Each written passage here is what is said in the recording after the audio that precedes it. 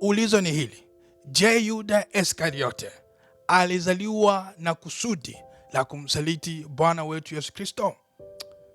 Je, Yuda Iskariote alizaliwa na kusudi la kumsaliti Bwana wetu Yesu Kristo? Kuna wengi wanatoa maoni yao. Kama haujatoa maoni yako, jitahidi pia jiunge na wengine kwa kutoa maoni yako kuhusu ulizo hili, ili tupate kusaidiana katika usikivu wa maandiko.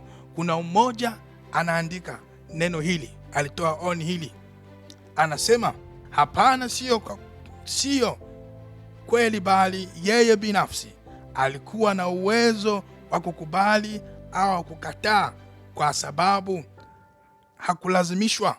Alifanya kwa mapenzi yake tamaa ya pesa. Sababu hakulazimishwa, alifanya kwa mapenzi yake tamaa ya pesa.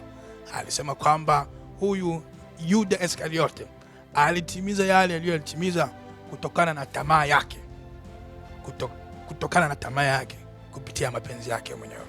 Tunashukuru kwa maoni yako ndugu katika Kristo, na Mungu apate kubariki.